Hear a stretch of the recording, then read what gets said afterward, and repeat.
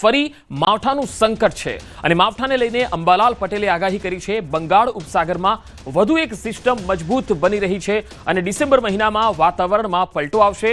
2 થી 9 ડિસેમ્બરમાં માવઠું વરસવાની શક્યતા છે। સુરત, નવસારી, ભરૂચ અને અમરેલીમાં વરસાદ પડશે। વાદળછાયા વાતાવરણ વચ્ચે છૂટોછવાયો વરસાદ વરસી શકે। ડિસેમ્બર મહિનામાં કાતિલ ઠંડીની પણ આગાહી કરાઈ છે। માવઠાની આગાહીને લઈ ખેડૂતો ચિંતિત બની ગયા છે। 2 ડિસેમ્બરથી ડિસેમ્બરના પ્રથમ સપ્તાહમાં હવામાનમાં પલટો આવશે અને વાદળો આવવાની શક્યતા રહેશે।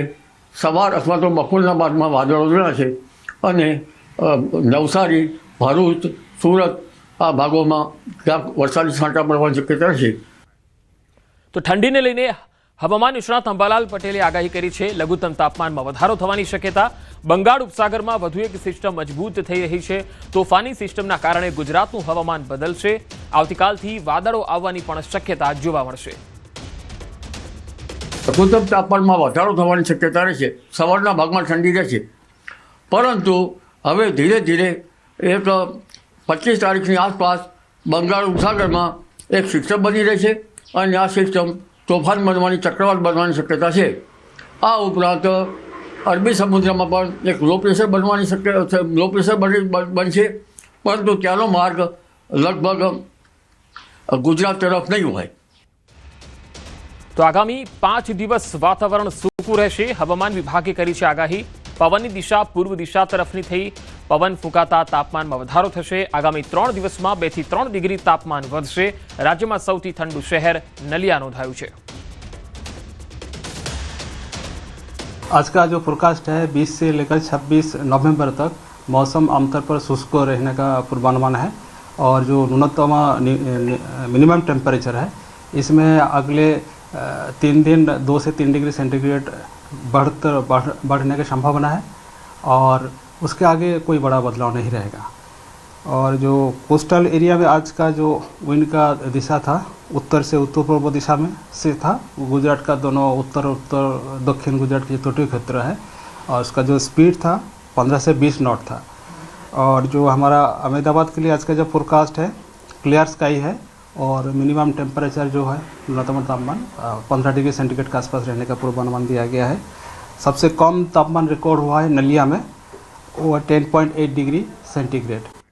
દાહોદમાં પ્રભારી મંત્રીની મીટિંગમાં ભારે ગરમાગરમી થઈ ગઈ। ધારાસભ્યએ ડીડીઓની કામગીરી સામે સવાલ ઉઠાવી દીધા। એમએલએ મહેશ ભુરિયા અધિકારીઓ પર વરસી ગયા। ડીડીઓ મનસ્વી વહીવટ ચલાવતા હોવાનો એમએલએનો આરોપ। મંત્રી અર્જુનભાઈ મોઢવાડિયાની હાજરીમાં એમએલએના આક્ષેપો જોવા મળ્યા। મનરેગા સહિતના કામો ન થતા હોવાનો આરોપ લગાવ્યો। સંકલન દિશાની બેઠકમાં ડીડીઓ હાજર ન રહેતા હોવાનો પણ તેમણે દાવો કર્યો। જિલ્લા વિકાસ અધિકારીની મનસ્વી રીતે 12,000 કુવા આપી દીધા। તો એ કુવા માટે મેં એને પાસે પ્રશ્ન કર્યો નથી જવાબ એટલે પાછા હમણાં 5,000 કુવા 1 મહિનામાં આપી દીધા। માત્ર ને માત્ર મહાત્મા ગાંધી રાષ્ટ્રીય રોજગાર યોજના અધિકારીએ એની ગુડબુકમાં, સરકારશ્રીની ગુડબુકમાં કામગીરીમાં હું પ્રથમ નંબરે છું। સારી કામગીરી આ રીતે અબજો કરોડ રૂપિયા આપી દીધા। પ્રભારી સાહેબ એવું છે, અધિકારીઓને એવું છે, અધિકારીઓ અધિકારી શાસન ચલાવે છે। ધારાસભ્યનો કોઈ પ્રોટોકોલ પણ ધરાવતા નથી। ધારાસભ્યને એવું છે, અધિકારીઓને છે અમે અધિકારી છે। જિલ્લા પંચાયતના આરોગ્ય વિભાગની ભરતીમાં ભ્રષ્ટાચારના આરોપ થયા છે। ડિસ્ક્વોલિફાઈડ ઉમેદવારોને મેલથી ફરી ડોક્યુમેન્ટ સબમિટ કરવાનો મેસેજ મળતા વિવાદ થયો। જિલ્લા પંચાયતના આરોગ્ય વિભાગે ભરતીની જાહેરાત કરી હતી। NCD medical officer, staff nurse, lab technician સહિત વિવિધ વિભાગોમાં 42 જગ્યાની જાહેરાત કરાઈ। 5,000 ઉમેદવારોએ ઓનલાઈન અરજી કરી। 1,724 અરજી ક્વોલિફાઈડ ગણાઈ। અન્ય તમામ અરજી અયોગ્ય ગણવામાં આવી। તમામ પ્રક્રિયા 15 નવેમ્બરના રોજ પૂરી થઈ ગઈ હોવા છતાં ઉમેદવારોને ફરી ડોક્યુમેન્ટ સબમિટ કરવા જણાવવામાં આવ્યું, જેને લઈને વિવાદ છંછેડાયો છે। ભરતી પ્રક્રિયામાં આરોગ્ય વિભાગના અધિકારીઓ મોટા ગોટાળા કરતા હોવાના આરોપો થયા છે। એ 1799 માંથી ખાલી 42 જગ્યા ભરવાની છે। ભરતી પ્રક્રિયા 15/11 પૂરી થઈ ગઈ છે। આમ છતાં જે આ ભરતી કમિટી છે, ભરતી કમિટીએ કોઈ પણ જાતના કાર્યાલય આદેશ કર્યા વગર, કોઈ પણ જાતનો હુકમ કર્યા વગર એમણે મોને ઓન રાખીને પાછા જે ફેલ થયેલા ઉમેદવારો છે, જે 3699 ઉમેદવારો ફેલ થયા છે, એ ઉમેદવારોને ફરીવાર બોલાવે છે અને એના વાંધા માગે છે કે કોઈ લોકોને અન્યાય ના થાય એ માટે વગર કાર્યાલય આદેશે કે વગર કોઈ પત્ર બહાર પાડે, પોતાની મનમાની હાકે છે. એકવાર તો ભાઈ નાપાસ તમે કર્યો છે તો ચકાસણી કરીને જ કર્યા હશે ને. ફોર્મની ઓનલાઈન ચકાસણી કર્યા સિવાય તો તમે ડિસ્કોલિફાઈડ નહીં કર્યા હોય અને ક્વોલિફાઈડ લોકોને ફરી બોલાવવામાં આવે છે. તો જિલ્લા આરોગ્ય અધિકારીના ઇન્ચાર્જે જણાવ્યું કે લાયક ઉમેદવારોને યોગ્ય તક મળે તે માટે કમિટીએ આ નિર્ણય કર્યો છે. એવી ઘણી બધી જે છે વિગતો એમાં અરજી જે ખૂટતી હતી એવા જે ઉમેદવારો છે તેઓને ચર્ચા ભરતી કમિટીમાં કરવામાં આવી અને તેઓને પણ એક તક મળે અને ન્યાય મળે એના માટે ભરતી કમિટી દ્વારા નક્કી કર્યા મુજબ આવા ઉમેદવારોને ઈમેલથી જાણ કરી એમના જે કંઈ ખૂટતા ડોક્યુમેન્ટ છે એ રજૂ કરવા. નવસારીની સરકારી હોસ્પિટલમાં તબીબની દાદાગીરીનો આરોપ. સિવિલ હોસ્પિટલમાં હાજર મહિલા તબીબનો વિડીયો વાયરલ થઈ રહ્યો છે. જલાલપુરના એક દર્દીને સારવાર માટે લાવવામાં આવ્યા હતા, પરંતુ ફરજ પર હાજર મહિલા તબીબે દર્દીના પરિવાર સાથે અયોગ્ય વર્તન કર્યું હોવાનો આરોપ છે. મહિલા તબીબે દર્દીને કહ્યું, હું તમારી નોકર નથી, મારા પર દબાણ ન કરો. દર્દીને યોગ્ય સારવાર ન મળતા તબીબ પાસે રજાની માંગણી કરી. ફરજ પર હાજર મહિલા તબીબ ગુસ્સે થઈ ગયા. ભાઈ તમે સવારે નહીં કહેવાય તો તમે હમણાં કેમ આવ્યો? હમણાં એટલા ભીડમાં તમે આવ્યો? હું હમણાં એવું નથી મેડમ, અત્યારે લગી હજી કોઈ સારવાર તો નથી થઈ. તમે મારા ઉપર કેમ ગુસ્સા થાવ છો? અમારે રજા લેવા આવ્યા છે, અમારે બીજી કાંઈ નથી. અમારે એક મિનિટ દૂર ઉભા અરે બોલો, દૂર ઉભા રહે. હા બોલો. પેશાબ કરવાનો સવારે કીધું તો કે હું સિસ્ટર છું, આમ છું, તેમ છું, પણ તમારે ઓલા નો મોકલાય નહીં. મારા ઉપર ગરમ નહીં થાવ, સમજો? મારા ઉપર ગરમ નહીં થાવ તમે.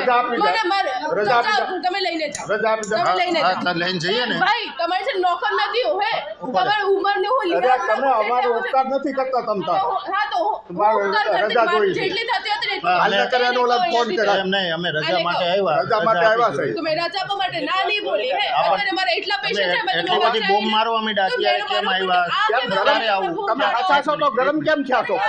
આછા છો તો ગરમ શું કામ થાવ? એમ નહીં, એમ અમે પ્રેમથી કીધું રજા જોઈ છે. રજા જોઈ છે. અત્યારે કેમ તમે